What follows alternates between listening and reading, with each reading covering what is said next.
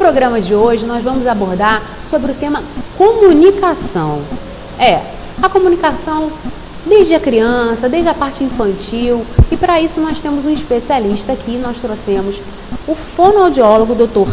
Carlos Roberto Vitor, Dr. Carlos Vitor, para poder explicar para a gente um pouquinho mais, tanto do uso da fala, da voz, na parte infantil, quanto principalmente na parte profissional, no nosso ramo de comunicação social, no ramo do jornalismo, do radialismo.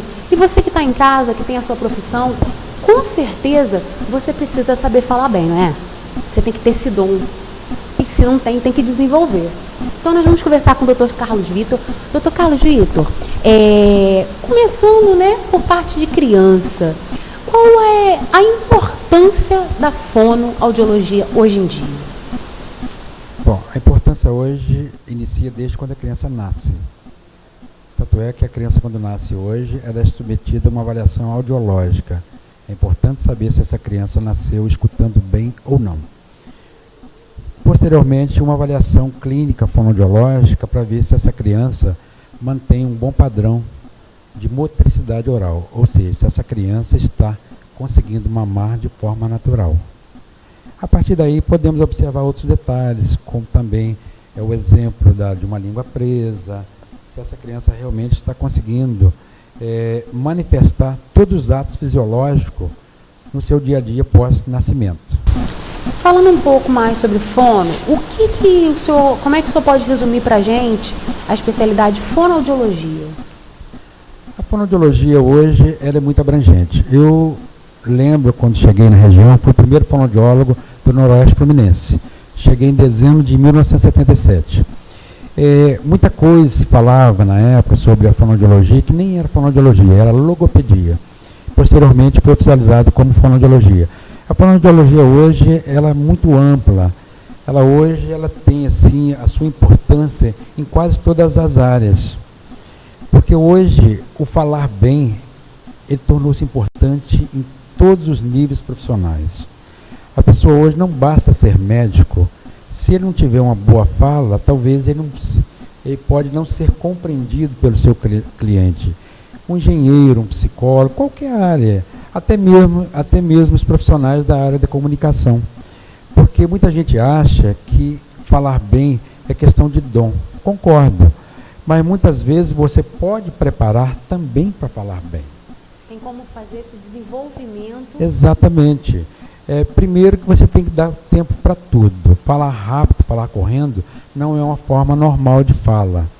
Então, quando você realmente reconhece o seu sistema fonorrespiratório, você vai ter uma sequência de fonação com ritmo e que vai dar assim, um bom padrão vocal. Isso leva-se em consideração também a fala, porque quando você fala muito rápido, você passa a não ser muito percebido em termos de fala, porque a sua articulação ela não é tão audível quanto a fala natural. Então, falar bem é falar de forma natural, não devagar demais e não depressa demais. Não faz bem à saúde falar diferente nesses termos. Para você, mãe, pai, o responsável que está em casa, deve estar questionando assim, comunicação. Meu filho, eu tenho um filho de 2, 3 anos, o meu já tem 12, já passou por essa fase. Mas para quem tem criança pequena, Dr. Carlos Vitor, tem alguma idade para começar a falar, para iniciar a fala realmente? Ou isso é um desenvolvimento que pode acontecer aos poucos? Pode acontecer aos poucos. É importante que todos os pais saibam que a criança deve ser estimulada. Ela nasceu, ela tem que começar a receber a estimulação em todos os níveis. Então, muitas vezes uma criança atrasa o seu desenvolvimento de fala, porque também essa criança não tem grandes oportunidades. Se a criança tem um nível intelectual considerado normal, não há o que preocupar com essa criança. Agora, se ela vai falar mais cedo ou mais tarde, vai depender muito dos estímulos que essa criança vai receber. Portanto, os pais bem informados vão fazer muito bem a seus filhos. Porque o que se questiona muito hoje é o fato de falar certo ou falar errado. Isso não é um grande problema mais, porque aprender a falar, ensinar uma criança a falar, se essa criança não tiver nenhum outro distúrbio, principalmente uma alteração comportamental, essa criança simplesmente vai chegar aos seus objetivos, para chegar aos 4 anos falando de forma natural. Se for necessário alguma correção fonética, o fonoaudiólogo pode auxiliar e fazer com que realmente ela supere todas essas dificuldades. O que pode levar ao atraso da fala? Bom, hoje é muito comum, às vezes, a gente receber o cliente, seja na instituição pública ou privada, e muitas vezes a mãe, por ignorar o seu próprio quadro clínico, às vezes trata-se de uma criança que tem um comportamento agitado, tem uma agitação psicomotora, ou pode ser uma criança que tem uma deficiência auditiva, ou pode ser uma criança que tem um distúrbio mental. São vários fatores que podem levar a um atraso de fala. Isso em condições anormais, ou seja, se a criança tem uma agitação psicomotora, como é que essa criança vai ter um bom nível de percepção? Ela não vai parar para ouvir, ela não vai estar em condições de entender o que está sendo passado para ela. Por isso que é importante, criança levada é uma coisa, criança agitada é outra. Criança levada pode ser contornado com o próprio carinho dos pais, com a própria proteção da família, mas uma criança que tem uma agitação psicomotora já precisa de profissionais, precisa de uma equipe médica que possa auxiliar essa família a entender o que está acontecendo com essa criança, para posteriormente ela ter um desenvolvimento considerado normal. No meu caso, né, eu posso citar até um exemplo, eu lembro que quando eu optei pelo jornalismo, desde pequeno, porque lá em casa meus pais, minha mãe é falecida, mas meu pai e minha mãe sempre foram muito comunicativos, então isso me incentivava muito a falar, né? Na época de colégio, eu era representante de turma, gostava realmente de lidar com esse dom da fala, e só que realmente, antes das pessoas entrarem na escola, é bom, é uma orientação que o senhor dá, a procura por um fono, porque na minha época isso não aconteceu, né? Quando minha mãe me colocou na escola, eu estudava na capital, eu não tive essa entrada numa escola com um especialista, né, dando todas essas orientações. Isso é importante, doutor Carlos? É importante porque muitas vezes, quando você pensa no fonoaudiólogo, você pensa no fato dessa criança estar falando ou não, estar falando bem ou não. Mas existem outros fatores que o fonoaudiólogo pode contribuir muito para a família, principalmente no que diz respeito à mastigação e deglutição. Porque uma criança, quando tem uma mordida aberta, essa criança não nasce com essa mordida aberta. Essa mordida aberta, ela desenvolve em função do seu aspecto funcional, no que diz respeito à motricidade oral. Se essa criança tem uma projeção de língua, se ela fala com a língua para fora ou empurrando os dentes, com certeza essa criança vai ter uma arcada diferente. Essa criança vai precisar de uma orientação fonoaudiológica, talvez um acompanhamento, e quem sabe, talvez até um serviço de ortodontia. Mas a fonoaudiologia é a base para fazer orientação à família. Falar com a língua para fora também não é uma forma normal. Existem tipos de exercícios? Assim, qual o exercício básico que, para quem está nos assistindo, para criança, né, nessa faixa de 5, 6 anos, o senhor indicaria? Um exercício básico. Devemos levar em consideração que uma criança, a partir dos 4 anos de idade, essa criança já deveria estar falando bem. Essa criança já deveria, a partir dos 4 anos, já deveria estar com toda a sua correção fonética. Ela deveria estar realmente com um sistema de mastigação, deglutição, dentro dos padrões de normalidade. Então não existe mais idade para procurar um profissional. O profissional pode ajudar uma família desde após o nascimento. Vou citar um exemplo. Uma criança, quando nasce de forma prematura ou ela tem algum tipo de problema que necessita de uma internação neonatal, normalmente os pediatras pedem para que essa criança submeta uma avaliação fonoaudiológica, principalmente para verificar seu nível de mastigação e de deglutição, ou melhor, talvez a mastigação não, o nível de sucção e deglutição, pelo nível de idade, né? Isso vai depender muito da idade da criança.